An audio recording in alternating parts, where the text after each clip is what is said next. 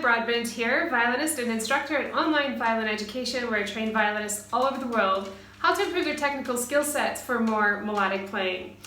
I want to congratulate you for finishing off the 5-day challenge. It's been really absolutely wonderful to see so many violinists improve in their violin tone journey and to have so many ahas that they can implement in regular practice sessions and continue on in their violin journey.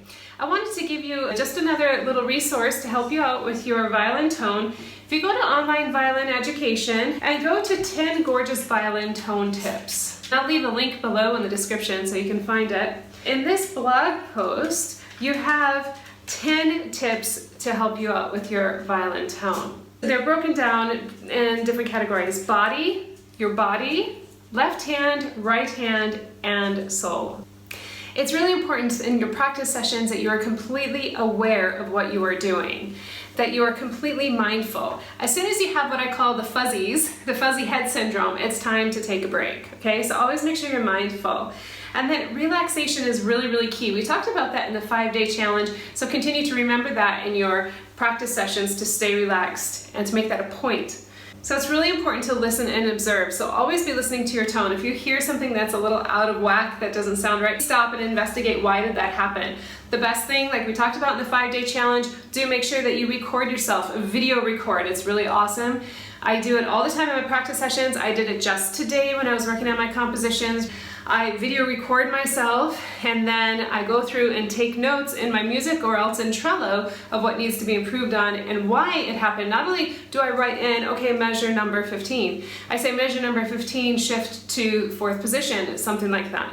Or string crossing, so bow is slightly crooked. So you can always improve on the tone with your notes, with your how you practice, and that you're listening and observing. Balance. It's really important to be balanced in body and mind, to be sure to be that your body is balanced, that we're not doing any kind of funky leans, or that if you're sitting, that you're not slouching, that you're really tall like a tree, okay? And I have some stretches to help you out to make sure that you're staying relaxed when you're playing. As far as the left hand, really important your intonation is spot on and that you have a nice, relaxed, beautiful vibrato. Actually, all of these I discuss in a lot more detail in my gorgeous tone program, which we'll talk about in a sec. Okay, for the right hand, we have relaxation, obviously, to pull out from the instrument, not to push. We talked about that in the 5-day challenge, not to push down, but to really feel like you're pulling out. And it's very important, the speed and weight combo, bow exploration, get to know every part of the bow, love every part of the bow. If you are not a frog lover, make sure you explore how to become a frog lover. I have a blog post on that as well.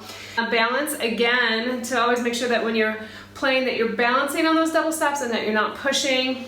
And then finally, the soul. Shinichi Suzuki has 2 beautiful tone quotes. One is, tone has the living soul. And secondly, beautiful tone, beautiful heart. The tone that we produce on the violin has a direct connection with our soul. I'm really excited to present to you my gorgeous tone program and how it is structured. It's structured to take a violinist through a tone exploration journey. So let me just walk you through the 6 modules. We have module 1, which is setting the foundation. Module 1, we talk about what is tone, how is tone produced, how to choose, take care, and maintain your equipment, how to attune your body before even touching the violin. This is really exciting. It's an exact protocol of what you can do to attune your body, to know and be very aware of your body before the violin even comes to it. And then bow fundamentals. I call this where the magic is, because without the bow we wouldn't be able to pull out any sound or any tone. We talk about posture relaxation, troubleshooting tone, what could be actually causing some issues within tone. We have some required listening, because it's really important to actually know what you want to aim for with your tone. And so it's good to listen to some superstar violinists to get an idea of the tone that you're after. We talk about the importance of the hand frame and 4th finger strength for the left hand, shifting basics, about the thumb being your guide and the placement of the left hand. And these are all very important foundational systems to have in place in order to pull out a gorgeous tone.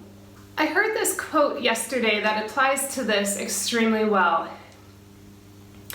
The advanced works in anything is the basics done extremely well.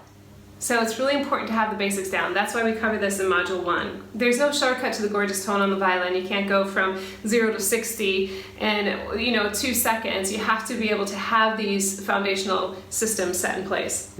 Module 2 is tonal bow technique part 1. And in this, we talk about straight bows, the 5 contact points, the bow arm mechanics, the river and U, the role of the wrist, again about balance, weight versus pressure, speed, weight and speed formulation, and the sweet spot, I call it. And then in Module 3, it's more about the left hand. It's strictly devoted to the left hand, relaxation, strength, vibrato, intonation, and scale practice. Module 4 is the combination of the left hand and the right hand with relaxation, with the strength, very important to the coordination. Dramatic dynamics, to really have the dynamics come across to the listener.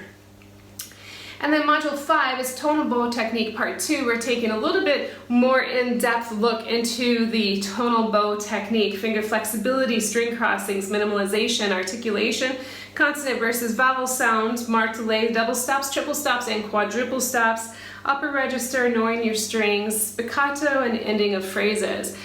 So it's a lot to be covered in that module. And then in Module 6 of the gorgeous tone, it is etude and piece application. So you have some etudes, some divine double stops, and some other pieces that I put in there for you to explore your gorgeous tone. So if you want to learn more, I'll have the link below and you can check it out, okay? Take care and have fun on your gorgeous tone journey.